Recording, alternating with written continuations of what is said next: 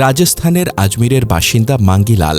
তিনি পেশায় একজন ভিক্ষুক হয়েও তার বিশাল সম্পদের কারণে বিভিন্ন সময়ে সংবাদ শিরোনামে এসেছেন। তিনি একজন শারীরিক প্রতিবন্ধী কোটিপতি, যার নামে সরকারি বরাদ্দের একটি বাড়িসহ মোট ৩টি বাড়ি, ৩টি অটোরিকশা এবং একটি মারুতি সুজুকি ডিজিআর গাড়ি রয়েছে। মাঙ্গিলাল বল বিয়ারিং লাগানো চাকার একটি লোহার ঠেলাগাড়িতে বসে থাকেন। কাঁধে একটি ব্যাকপ্যাক, হাত দুটি জুতার ভেতরে ঢোকানো।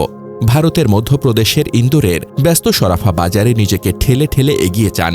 পথচারীদের কাছে ভিক্ষা চান না, বরং এমনভাবে বসে থাকেন যাতে মানুষ স্বতঃস্ফূর্তভাবে ওই দরিদ্র মানুষকে সাহায্য করতে একটি কয়েন বা নোট ফেলে দেন।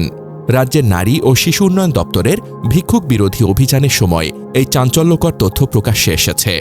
ইন্দোরকে ভিক্ষুকমুক্ত করার চলমান অভিযানের অংশ হিসেবে শনিবার গভীর রাতে উদ্ধারকারী দলের সদস্যরা মাঙ্গিলালকে তুলে নিয়ে যায়। সরাফা এলাকায় নিয়মিত ভিক্ষা করা এক কুষ্ঠ রোগী সম্পর্কে তথ্য পেয়ে অভিযান শুরু করা হয়েছিল। অভিযানে অংশ নেওয়া কর্মকর্তারা শুরুতে এই ঘটনাকে একটি সাধারণ ঘটনা বলেই ধরে নিয়েছিলেন, কিন্তু তদন্তে উঠে আসে রূপকথার গল্পের মতো এক অপ্রত্যাশিত ঘটনা। বছরের পর বছর ধরে মাঙ্গিলাল নীরব ভিক্ষার কৌশল রপ্ত করেছিলেন। তিনি কখনো কিছু চাইতেন না, শুধু নিজের লোহার গাড়িতে বসে থাকতেন। বাকিটা করত মানুষের সহানুভূতি। মানুষ স্বেচ্ছায় দান করত। শুধু ভিক্ষা থেকেই তার দৈনিক আয় হতো প্রায় 400 থেকে 500 টাকা। তবে তদন্তকারীদের মতে আসল কাজ শুরু হতো রাত নামার পর। জিজ্ঞাসাবাদে মাঙ্গিলাল স্বীকার করেন, ভিক্ষা থেকে পাওয়া অর্থ জীবিকা নির্বাহে নয়, বরং সরাফা বাজারেই বিনিয়োগ করতেন তিনি। স্থানীয় ব্যবসায়ীদের একদিন বা এক সপ্তাহের জন্য টাকা ধার দিতেন এবং সুদ আদায় করতেন, যা তিনি নিজেই প্রতিদিন সন্ধ্যায় সংগ্রহ করতেন। কর্মকর্তাদের ধারণা, তিনি 4 থেকে 5 লাখ টাকা ধার দিয়েছেন এবং সুদসহ প্রতিদিন আয় করতেন প্রায় 1 থেকে 2,000 টাকা।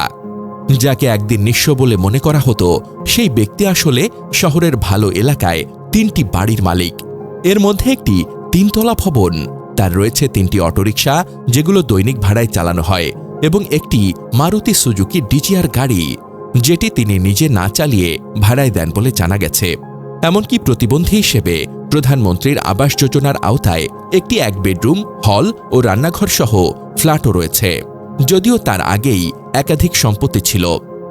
উদ্ধার অভিযানে অংশ নেওয়া রাজ্যের নারী ও শিশু উন্নয়ন দপ্তরের কর্মকর্তা দীনেশ মিশ্র বলেন, মাঙ্গিলালকে বর্তমানে উজ্জয়িনীর সেবাধাম আশ্রমে পাঠানো হয়েছে। তার ব্যাংক হিসাব ও সম্পত্তির তদন্ত চলছে।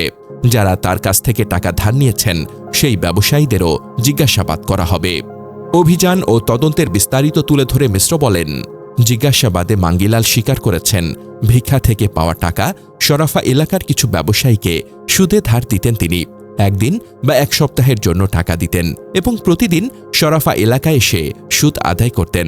তিনি বলেন, সরাফা এলাকায় প্রায় প্রতি সপ্তাহে ভিক্ষা করা মাঙ্গিলাল নামের এই ব্যক্তি কুষ্ঠরোগী বলে শনিবার রাত 10টায় উদ্ধারকারী দল তথ্য পায়।